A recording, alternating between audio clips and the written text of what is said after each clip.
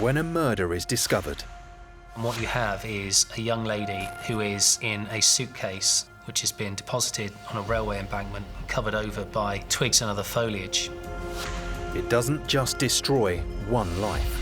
And then you find out what really happened. You read it in books, you see it in TV shows and everything else.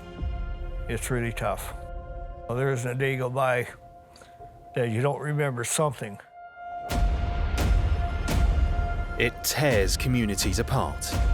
When I arrived at the scene, the first thing I went and saw was the body in the wood. It's up to the police to not only solve the mystery and track down the killer, but bring them to justice. From a forensic point of view, perhaps the most fascinating aspect of this case is that conviction was achieved without the body.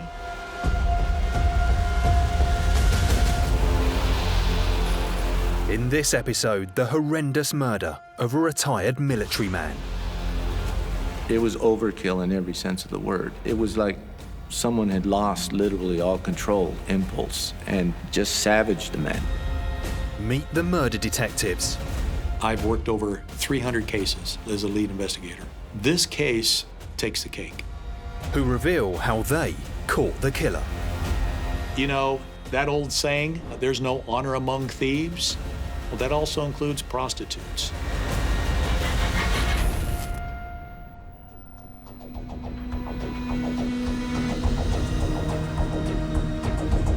Sacramento is the capital city of the US state of California. In 1991, it was a troubled city, reporting more than 100 murders. On March the 7th, Detective John Cabrera got a call about a homicide that would baffle all involved. I was home and had just finished dinner with my family, and I was on call, which we are on in homicide. We're basically 24/7. So I just get all my equipment and everything I need, and I got in my car and I headed out to the crime scene. What John had been told was a body had been discovered concealed in a small closet in a mobile home. There he was. The victim was lying on his stomach. He had a white plastic bag tied around his head. He was just bloody all over the place. I started looking at him carefully, and I could see stab wound after stab wound, multiple stab wounds. Also at the scene was Deputy Coroner Jesse Villalobos, who examined the lacerations on the body. They're so numerous, I didn't bother to count. It was evidently of a puncture wound of some type. That was consistent with the scene that I saw outside. If you're being stabbed repeatedly and fighting off, there's going to be blood. It's scattered, spread, just shed everywhere. John had been told the victim was a 58-year-old male named Philip Inhofer. Tony Harvey, a local journalist, picked up the story. Mr. Inhofer was a retired military man. He worked here in Sacramento at the McCullough Air Force Base. I think he had just retired from the Air Force and he was working as a civilian. The person who had notified the police was Philip's son. He had a call from his father's work to say he hadn't shown up. His son, Henry Inhofer, found the body March 7, 1991. And he walks into the mobile home and he finds his dad naked with a plastic bag over his head, bleeding everywhere. Just terrible the way he died, horrible the way he died.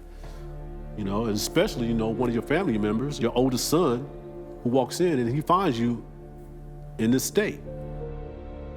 He didn't see a lot of his dad when he was growing up because his dad was in the military moving around. So they didn't have the greatest relationship at this time. And since Philip Inhofer had moved to Sacramento, this was his opportunity to bond with his dad. Then the next thing you know, you find out that he's dead. Philip's home was in a mobile home park in North Natomas, 7 miles from downtown Sacramento. On the night I came out here, it was cold, it was dark, and it was nothing like it is today. This mobile home park sat out here by itself. And so if you're ever going to commit a crime, what better place where you had nobody around? John secured the crime scene, and he and his team searched it for clues as to what may have taken place. There was a large blood stain in the carpet. And as I started to scan in the room and looking up at the ceiling, I could see blood all over, little drops of blood. In fact, there was a mist of blood on top, which is significant to me because it tells me he was hit with something so hard that the blood basically vaporizes and flies up and then sticks to the walls. It was clear Philip had not been killed in the closet where he was found. John was keen to locate where the initial attack may have taken place. So I moved on. I looked into the bathroom, and there it was. This bathroom was just full of blood. The shower curtain had been sliced or cut, and there was blood all over the walls inside the tub, blood on the floor. So I knew this was where everything happened.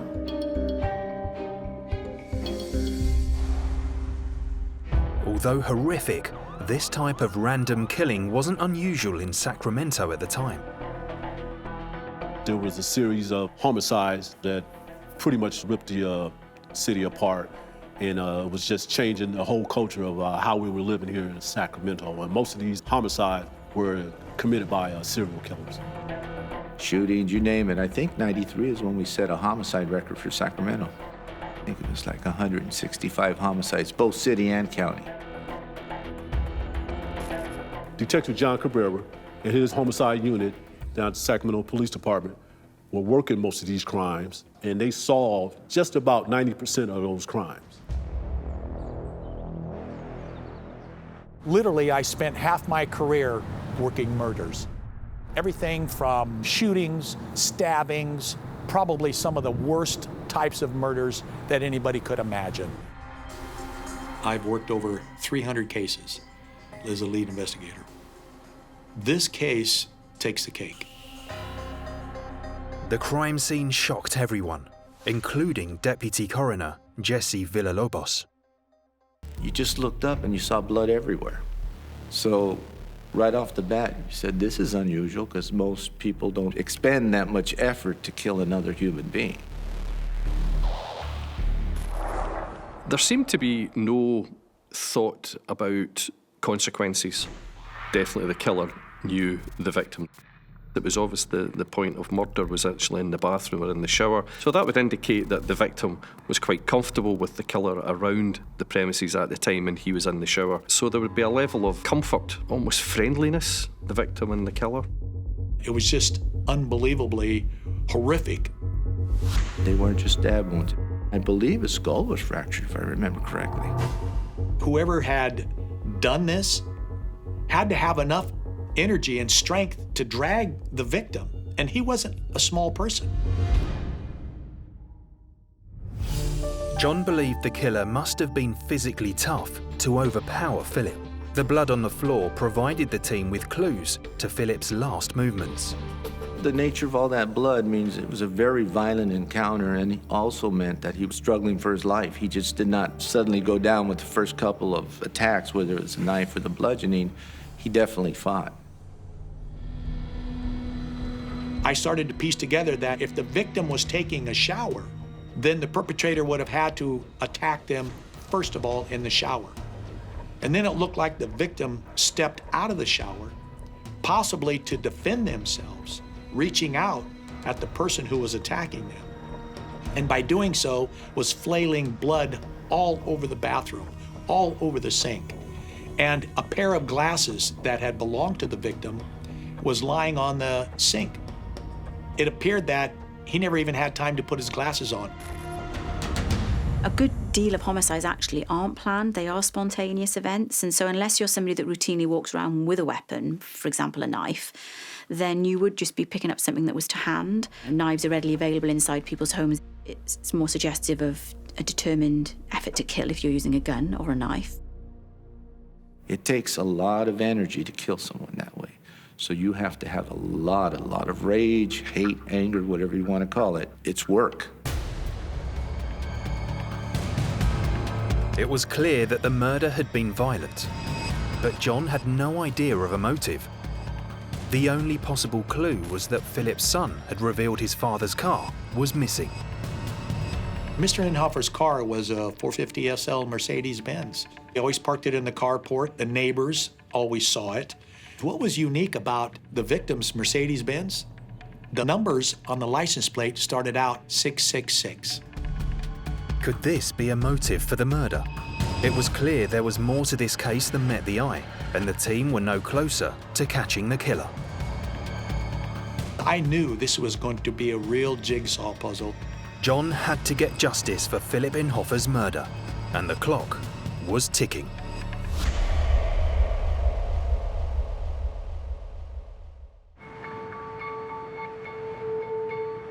"58-year-old Philip Inhofer had been brutally murdered in his mobile home in Sacramento. His car was missing, but other than that, lead detective John Cabrera didn't have any clues. What was the motive?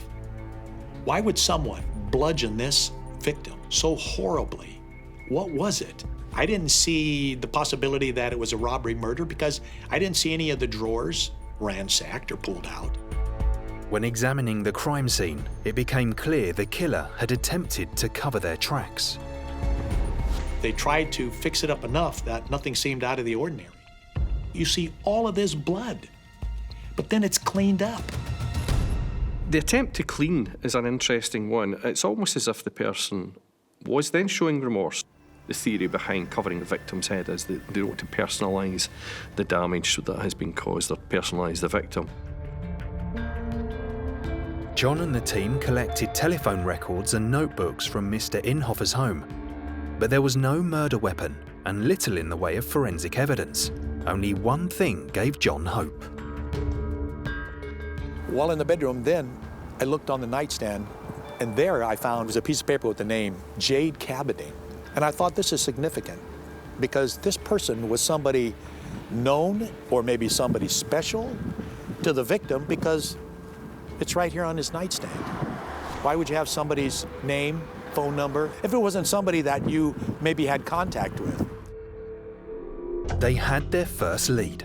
John and the team needed to find Jade Cabinet, and this experienced team knew just how to do it. In these types of homicides, you first work from the inside out. You know, we have to start talking to family. You have to start talking to immediate neighbors. John interviewed Philip's devastated family and had no reason to suspect them. A small break came when he spoke to Philip's next-door neighbours. It was late in the evening on March 5th, and he and his wife were sitting in the mobile home park, and it's so quiet out there, but he was hearing a banging noise, and he thought, what is going on so late at night? So he actually stepped out of his mobile home and walked over toward the victim's mobile home, which is where the noise was coming from. And he heard this thump, thump, thump. And immediately I thought it was probably the assailant beating on the victim, Mr. Inhofer. This theory tied in with the evidence of the attack Deputy Coroner Jesse found on Philip's body. It's a big flat blow, like a stick or a bat, for example. If you hit someone, you'll see it. There's all the associated marks. You'll see contusions, big, massive bruisings. The statement from the witnesses gives me a window of when this murder might have occurred. It was March 5th, late in the evening, almost midnight. John may have nailed the timing of the murder, but the motive was still a complete mystery. He widened his search for suspects. Perhaps somebody known to Philip had a reason to kill him. As the days went by and we were gathering more information, of course, we were starting with relatives, people that knew him, close people, people at work, people that might have had a problem with him. Nobody. Nothing. I mean, what we did find out is he was a gentle person. He was kind, a loving father, a loving grandfather. It appeared he had no enemies. He was just a good man. think it's less the character of the victim and more the lifestyle of the victim that's probably quite important to the police. So they do something called victimology, which is basically they explore as much as they can about the victim's lifestyle, background, habits, sorts of places they go, where do they spend their money, what do they spend it on, who are the people that they communicate with, who are the people that they meet face to face with. Usually indicates how a person lives. Will give you an indicator how they died. Nothing made sense. John began to research Philip's private life to see if there was more to this ex-military gentleman than met the eye. When he retired, he got himself a good job and he moved into a mobile home park and he wanted a peaceful life. He wanted to have some company. And he went out with a lot of people from his work, but for some reason, he just seemed to gravitate toward women that were part of an escort service. People do use prostitutes. In fact, on an astounding level, facts and figures of prostitution usually knock people off their feet because it's much more prevalent than you realize. The victim was certainly someone who was going through a midlife crisis, but he was a goldfish in a very deep pool and was going to be hooked by the perpetrator. There's no true love in these relationships. This is pure business. This revelation shed new light on the investigation. If Philip was using call girls, he'd opened himself up to a dangerous world. The use of prostitutes is not like going to the dentist. Unfortunately, what comes with it is the background of the illicit side of prostitution, the pimps, the use of force for money, the fact that really they're only interested in your money, not in you. And that is sometimes very difficult for people who use prostitutes to understand. John started to suspect the name on the nightstand could be connected to Philip's use of escort services. I asked some people if they knew who Jade was. No one knew a Jade. No one. We knew the women that he did date, but no one knew this person who went by the name of Jade Cabading. With an all-points bulletin known as an APB out on the Mercedes and dozens of statements already taken, John turned to Philip's phone records for clues. One call stood out as a number Philip had no connection to. So I decided, you know what? I'm going to call this phone number and I'm going to ask him, what is this phone number doing in a dead man's phone bill? And I asked if he knew a person by the name of Jade. He said, I do recall a person by the name of Jade. And I do remember she used my phone to make a phone call to an individual down in Sacramento whom she says she was going to visit. The man on the phone told John that Jade had been in a car accident and that he had stopped to help her. It's there she started to talk about who she was, her name Jade, and that she was going to Sacramento to pick up her Mercedes-Benz. And I kept asking him, what other information did he have on this person, Jade? And he said, well, she told us that she was a prostitute, that she worked at Mustang Ranch. There, I just felt a good amount of evidence and clues had been obtained. John had struck gold. The witness connected Jade to the missing Mercedes and gave John a lead on where she worked, the Mustang Ranch. This was the first legal brothel in the United States of America. Mustang Ranch is a very well-known brothel in Nevada, just outside of Reno. I've heard the name and I've known that it existed since I was a young teen. John discovered Jade was a licensed prostitute and a driver's ID had been used to register this name. John hoped this would lead to her true identity. And now I was able to put a face to Jade. And I was actually able to find out who Jade was. Jade, in fact, was a Michelle Kaminsky, a 19-year-old prostitute. She was about 5'6". She was tall, green eyes, very attractive, and she got what she wanted. And she used her looks and her sex appeal. I don't think these men knew how old she was. But as Mustang Ranch was in the neighboring state of Nevada, John called in a favor and got Reno homicide detectives to escort him to the Mustang Ranch brothel. Well, the first time we all walked in, the girls got up out of the bar area and all started walking toward us, lining up. And of course, we were like, no, girls, we're law enforcement, so, take a seat. That old saying, there's no honor among thieves. Well, that also includes prostitutes, because the information we were able to obtain from those that worked around her was enormous. John learnt that at just 19, Michelle had already been married twice and was rumoured to have tried to kill one of her husbands. Since then, sex and violence seemed to follow her. Kaminsky was very comfortable in a world of violence and fear. She didn't actually have very much empathy, but she had that psychopathic ability to charm. She had that power over others that she could abuse to the hilt. We were starting to find out things that she was talking about, and it kept coming up. She kept talking about this fella that she had down in Sacramento, and he had a Mercedes-Benz, and she was going to get the Mercedes-Benz, even if she had to kill for it. With all the stories John had heard, he had one question on his mind. Was this a Black Widow type killer? A serial killer? Only a 2,000-mile hunt would reveal the answer and the truth about this woman, soon to be known as the Batgirl.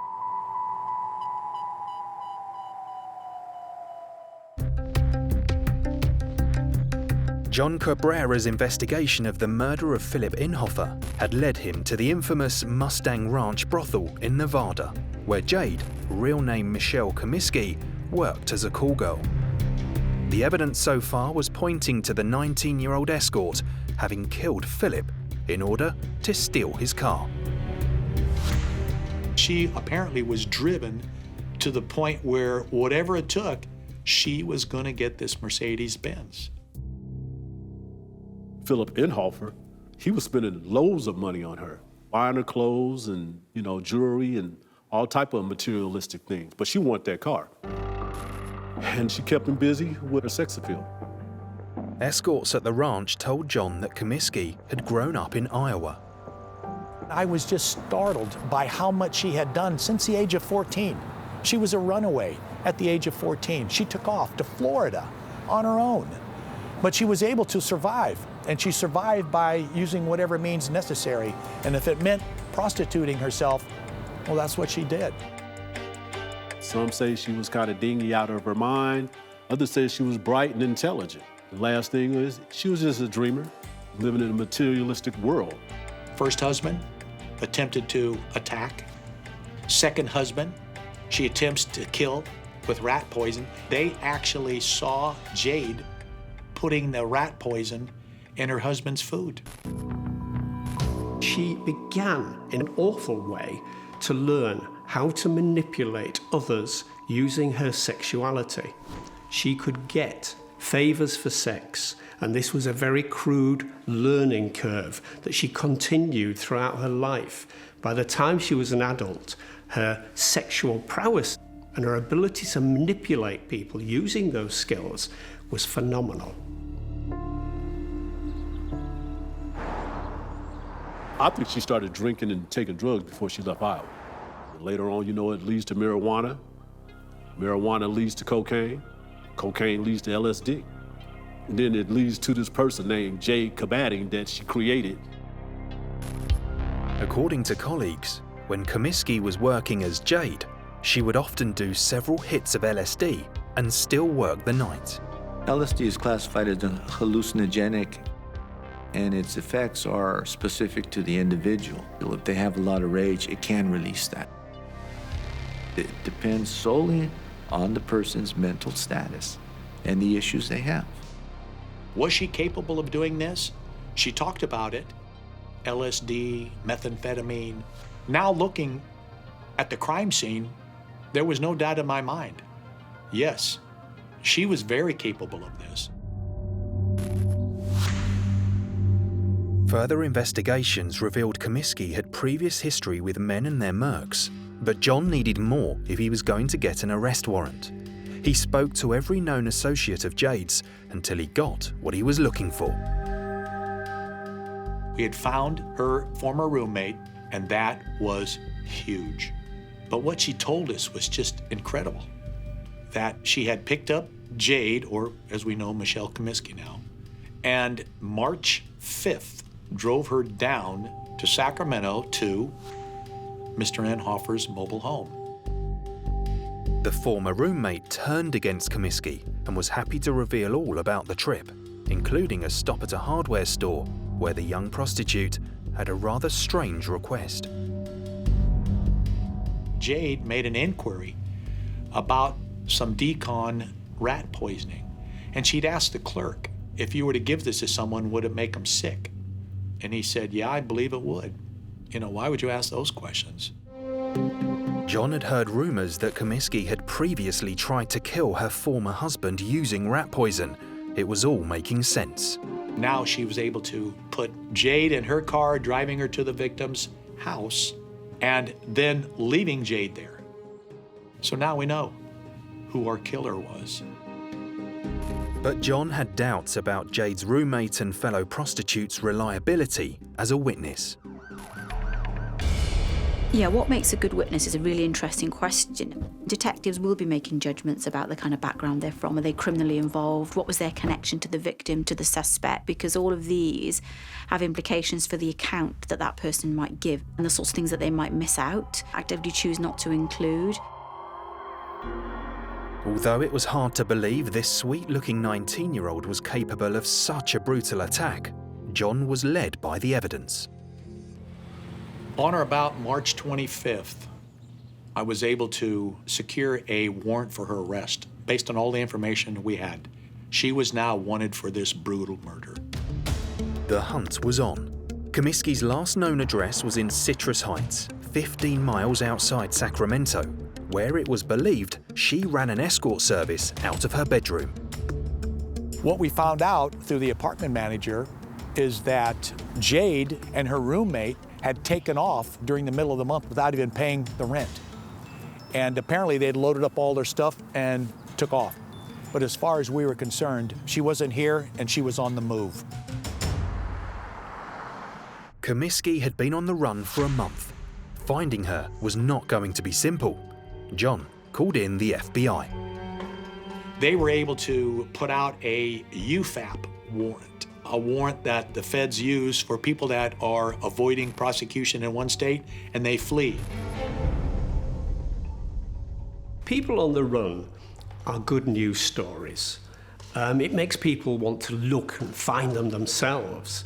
When that person is a very glamorous, sexually overt person on the run, and that person has actually committed murder, you have the two main items that hit headlines, that sell papers.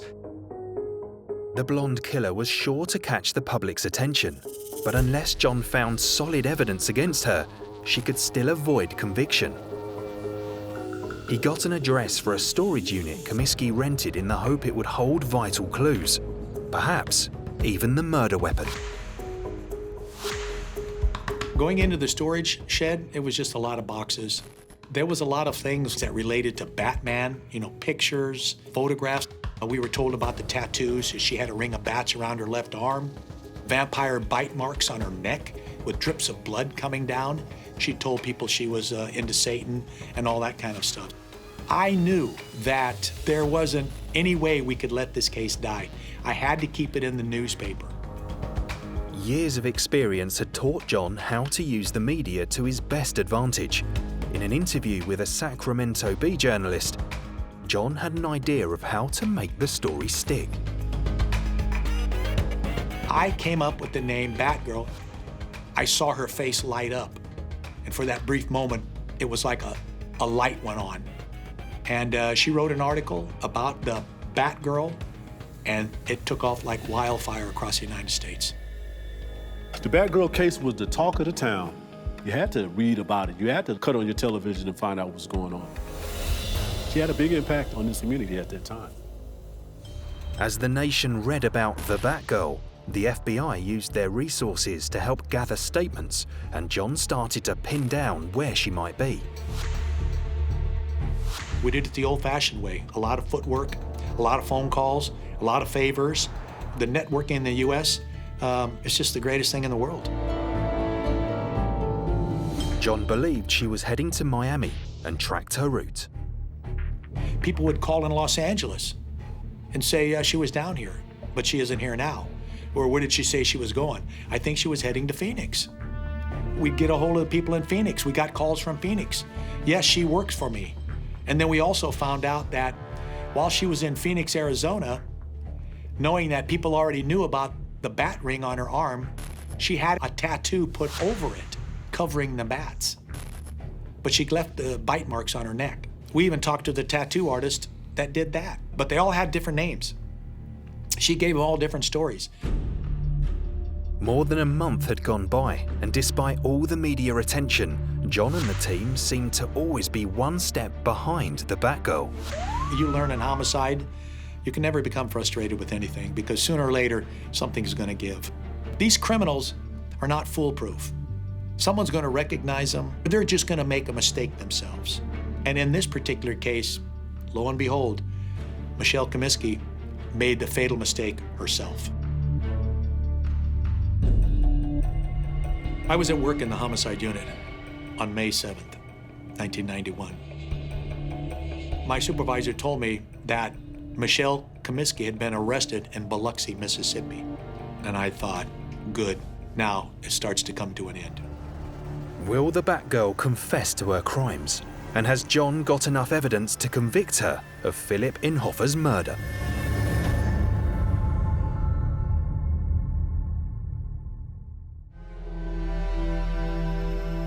19-year-old Michelle Kaminsky, aka Jade, aka the Batgirl, was wanted for the murder of Philip Inhofer. She'd been on the run across America when her and a girlfriend were spotted having mechanical issues with their rental van in Biloxi, Mississippi. As luck would have it, just that time when they pulled over to check on what was going on in the back, the police officer sitting across the street. The officer asked Michelle Kaminsky for ID, but she didn't have any. He then noticed a Mercedes-Benz in the back of the truck. It had been resprayed and didn't have any number plates.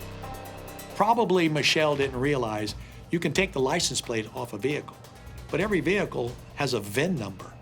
That VIN number was in the system. The officer ran the VIN number, and sure enough, the car belonged to murder victim Philip Inhofer. At that time, he got back out, walked around, asked both girls to step out, and then he took both of them in custody. John had caught his killer and found the car that connected her directly to the murder. But there was still a long way to go before she could be brought to justice, and the public were watching. Everybody had to know what was going on with this thing. I go to the newspaper, hey, what's going on with the Batgirl today? I mean, when she was caught in Mississippi, in Biloxi, Mississippi, I mean, Biloxi is known to have strip clubs and casino. I believe she probably just stopped there to work for a couple of days and then she was going to move on. Kaminsky had run out of luck. Although John was confident of her guilt, without a murder weapon or forensic evidence, proving it in court could be difficult. What John needed was a confession. It's very critical when you take these people into custody that you're able to get to them and interview them before they have time to sit or to listen to a jailhouse lawyer or someone that's going to tell them, don't say a word, don't do this. My job is to get there and to try to get her to talk to me. So I was on the plane the next day and I was headed to Biloxi, Mississippi. John was hoping he could get the Batgirl to waive her rights and talk. As an experienced detective, he had a few tricks up his sleeve.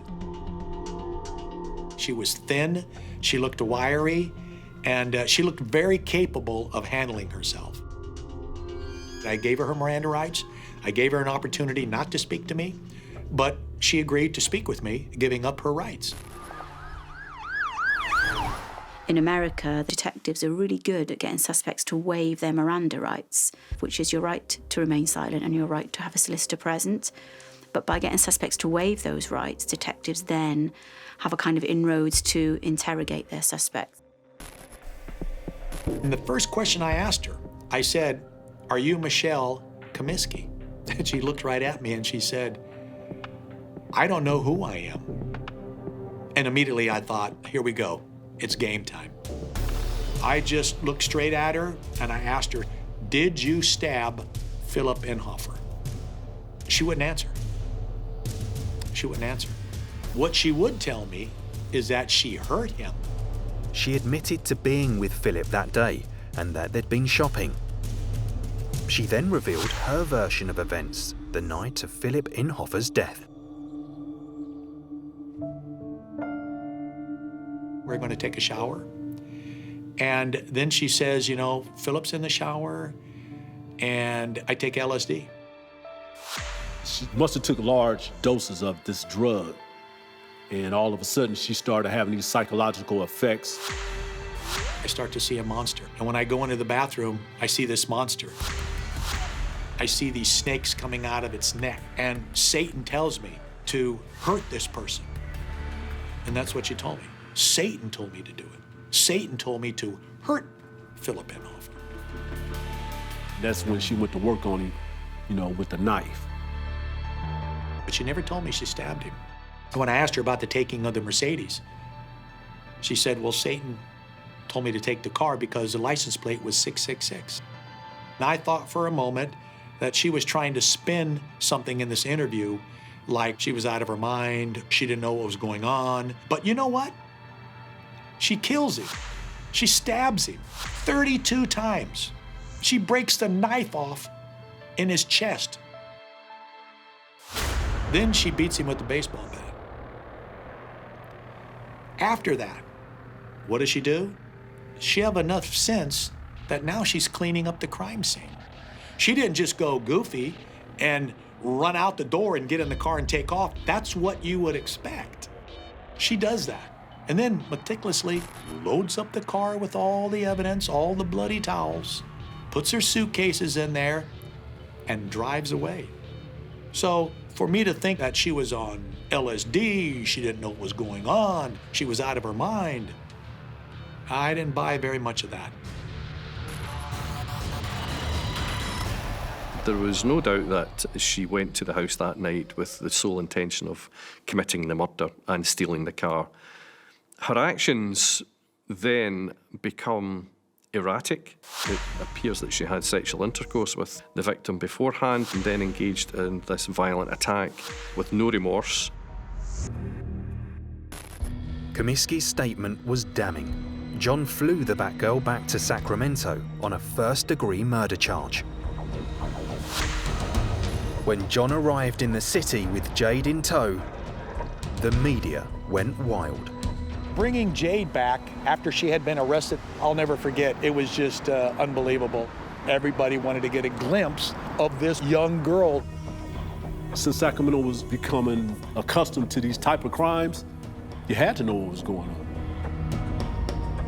Jade was in jail and she wasn't allowed to have bail, and that's because it's a murder charge, and in most murder charges, you don't have bail. So she was going to be housed in there all the way up until her court proceedings. The Batgirl may have been in custody, but John's work was far from over. He had to gather as much evidence as possible to secure a conviction. Philip Inhofer's stolen Mercedes was his first port of call. It appeared to be like bloodstains in the back carpet, and that would make sense since she said that she threw these bloody towels in there. In the cab of the rental truck, I found an aluminum baseball bat. It appeared that there was smudged blood on it. And then it just struck me. This is the weapon she used on the victim to smash his face in. John also found a briefcase with more vital evidence. It contained a ledger listing all the hundreds and hundreds of men Kaminsky had slept with for money. And whose name did I find? I found Philip Inhofer's name in there. And the amount of money? $500. This evidence further connected Kaminsky to Philip. It seemed the Batgirl's days were numbered. I was told that it was going to be a death penalty case. She killed a victim for his car, and that's how it was going to be presented. Death penalty cases in California are usually around first-degree murders. It would depend on the level of severity because a murder is still a murder, but was it premeditated, was it planned, was it connected to gangs, or was it an instantaneous act? Michelle Kaminsky, aka Jade, was first put in front of a grand jury to decide if there's enough evidence to go to trial on a charge of murder. Michelle pleaded not guilty. She just sat there motionless. She was dressed up in a dress, nothing flamboyant. It looked like a girl going to Sunday school. The grand jury sat for 6 weeks and was presented with all the evidence John had acquired. The baseball bat, the witness statements, the ledger, and the blood in the car. Their conclusion was that there was enough evidence to go to trial. She was held over to Superior Court to stand trial for first-degree murder. It was during this period, as both sides prepared, that they agreed to a plea of guilty and a sentence, which would enable her the possibility of being paroled somewhere in her life. Kaminsky had made a deal that admitted her guilt and sentenced her to 26 years to life in jail, saving her from the death penalty. It also meant that this case would not be in a courtroom, that there would not be a jury of 12, that there would not be media in the courtroom. It was a result, but not one that pleased everybody. I think the family members, and I think people that knew him, friends, were very disappointed, and I think they really wanted her to serve life. And in some cases, people thought she should be on death row. Journalist Tony Harvey wrote to her in jail to request an interview, and on his third letter, she replied. These are her words. I live with my murderer, Mr. Inhofer, every single day. As the years go by, my understanding and reverence for his life gets deeper and sadder. I took this man from his family, friends, and everyday living. He deserves life. Every time I come up for parole, I victimize them all over again, making them relive the horror. Sir, I am not the same young woman. Today I am full moral knowledge of my actions. This sounds like a woman who wants to be free. My personal opinion on people is simply this: everybody can kill, given the right circumstances. Anybody can kill. It amazes me that more humans don't kill each other. I'm so glad that we were able to take her into custody, because who knows where it would have ended up. Some people ask me, do you think she would have become a serial killer? You know, a serial killer doesn't have to kill 3 people. It was just a good thing that we were able to take her out of society. There isn't a day that I don't look back, given we didn't have the technology that law enforcement has today, but we gave it our all, and using what we had, we were successful. And I'm very proud of that.